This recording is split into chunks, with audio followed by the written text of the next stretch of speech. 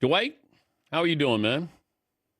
I am blessed, man. I'm so happy and thankful to be back on your show again. We haven't did a show in a while. I think the last time I did your show, I was actually in Orlando. I was driving in my car. He was like, "Hey, you turn down the music a little bit so we can hear you." Uh, what was your reaction when you got the call for the Hall of Fame? Man, I cried so hard. It's just like the first thing, soon as I got the call, seeing the name, the Naismith Basketball Hall of Fame, calling my phone, seeing that, and then hearing them actually say you have made it in to one out of 456 people who have been in the Hall of Fame for basketball. Every memory of basketball that started my youngest memory, shooting on my first basketball goal, watching my Magic Johnson tapes, and then just the tears start flowing.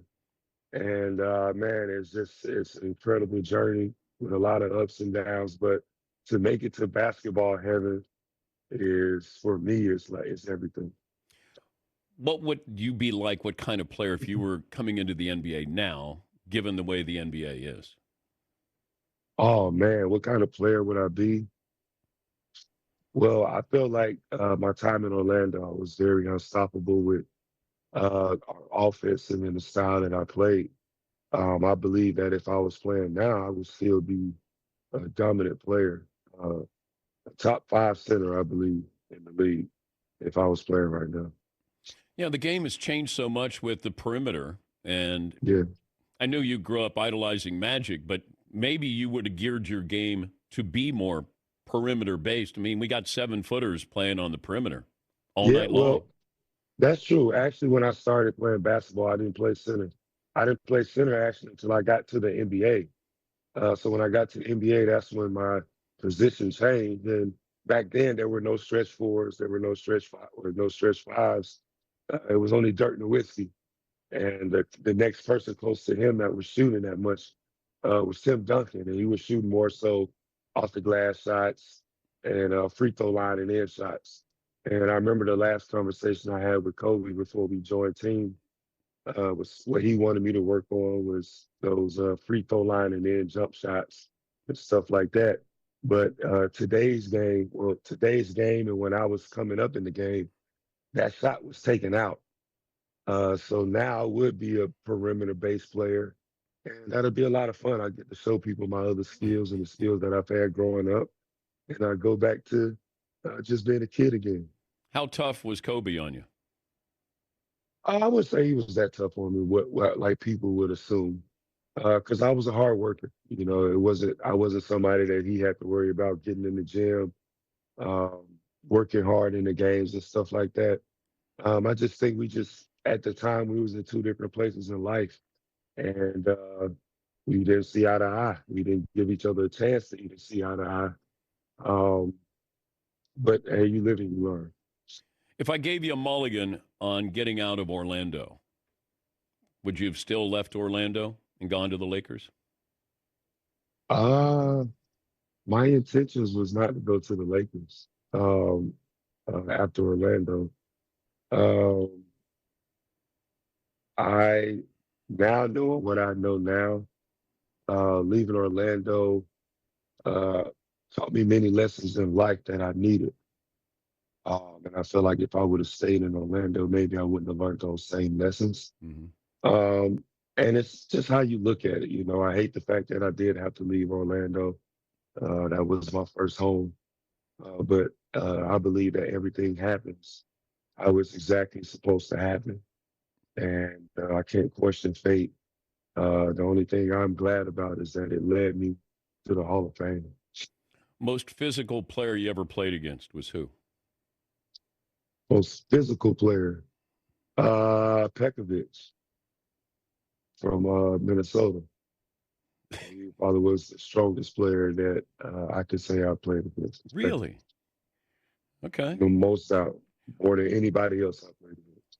What was your welcome to the NBA moment? Welcome to the NBA moment.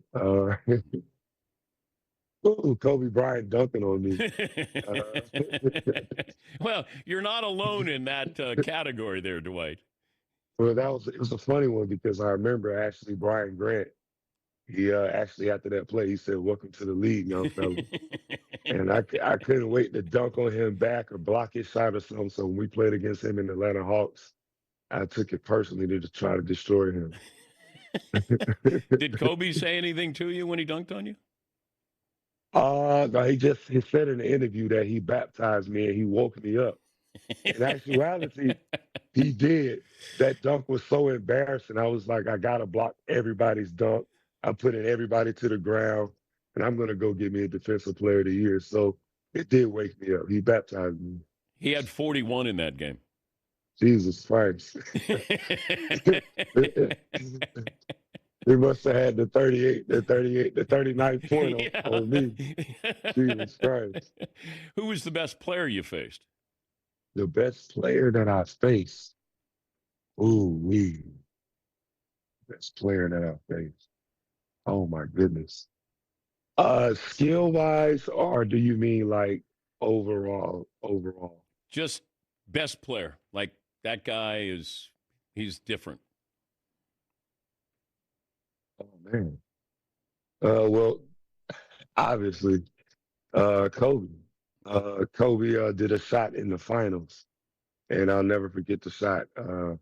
He was driving to the basket, and he went up, and I put my hands up to try to block the shot, and he put the ball between my arms, and then brought it back, came back up, and then shot the shot. It was incredible. After that moment, I was like, that's the coldest player that I've ever played against. You think you and Shaq will ever be friends?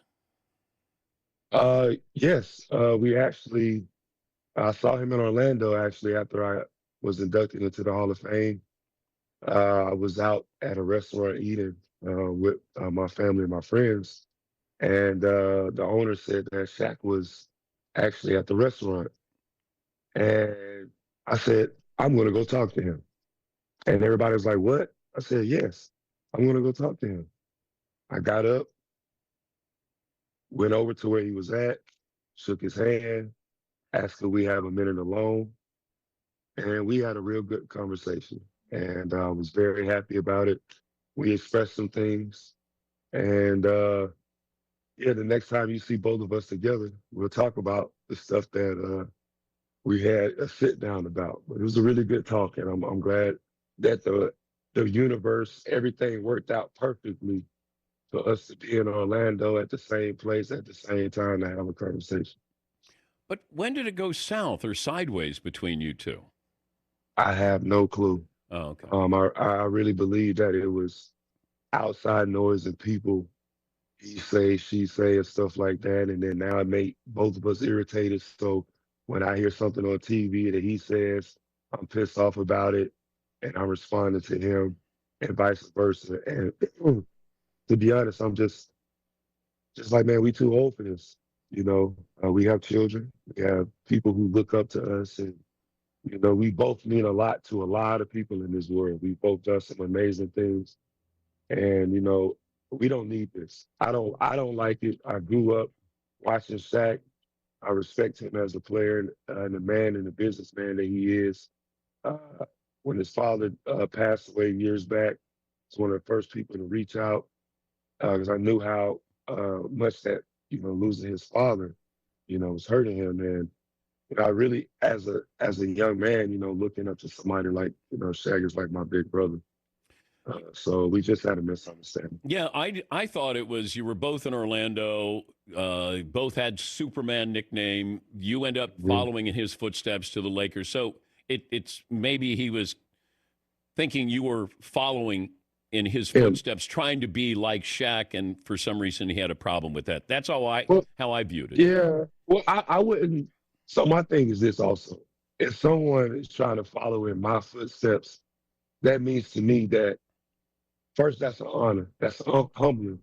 And that means that I've done such a great job with my life and my career that somebody wants to follow in those footsteps. So I don't see anything wrong with that. No, now I did not do that. It just everything seemed to pan out. like it was a mirror image of Shaq's life and career. We're both tall, we're both funny, we're both comedians, like to have fun, dance. We both dunk the ball a lot. We're both dominant centers. I understand that. We both say we're Superman. So I get it. And if I am following his footsteps, I would love that. Yeah. You know, Shaq has paved the way for so many big men. He's done an amazing job. So, you know, that's amazing to follow in the footsteps of one of the greatest, most dominant big men to ever play. Who's going to present you at the Hall of Fame? Well, I would love Kevin Garnett, uh, Hakeem Olajuwon, and Shaquille O'Neal to walk me in. If it's not Shaquille, if he can't do it, Mark Jackson. Wait, have you He reached out put. to these guys? Are you I reaching out have. to them now? Yes, yes. I have to reach back out to Mark Jackson. Mark Jackson's story about him. I met him in high school at the top 100 camp, and I asked him could he meet me every morning at around 6:30 to work out before camp started. And he thought I was playing around and I wasn't going to show up. And I told him I was serious about being the #1 pick and the best player in the nation. So I was there every morning. He was there every morning to help me get better. And I remember that. You know, that really helped shape me and mold me for the NBA. So, you know, I would love for him to, you know, walk me in. But I don't, I said, I think it's players who have made it into the Hall of Fame. Okay. Yeah. I mean, it sounds like you got a posse there, not just one person, Dwight. So Shaq, Kevin Garnett, Hakeem and Olajuwon. Akeem Olajuwon. Yeah.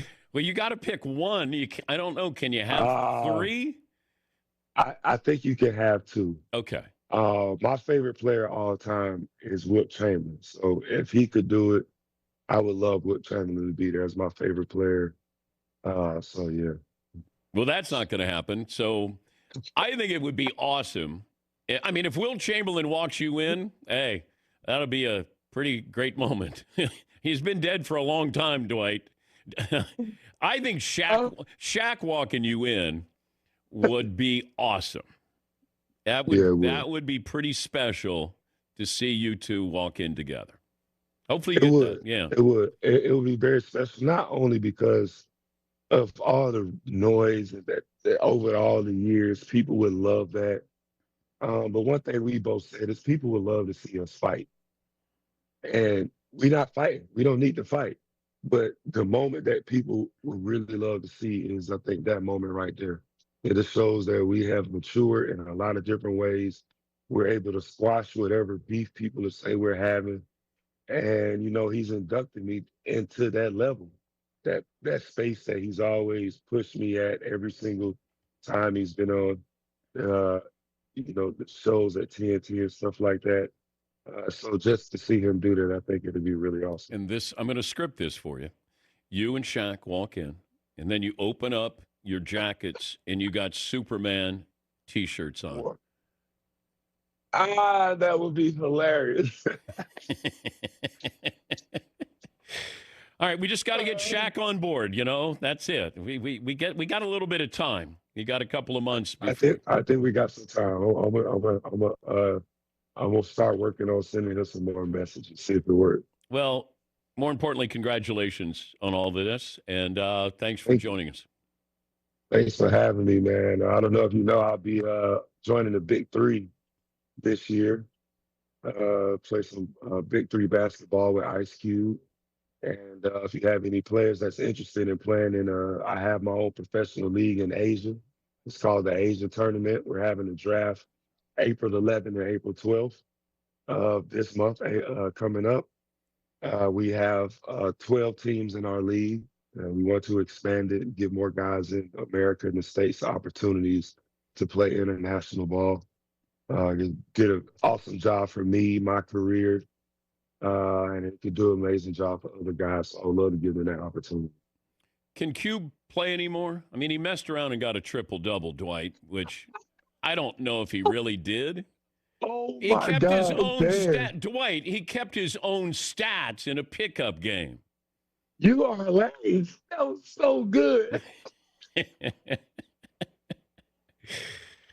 Can Cube still play? Today is a good day. Can Cube play? He can still play. Oh. That's why he added the 4-point shot. Oh man.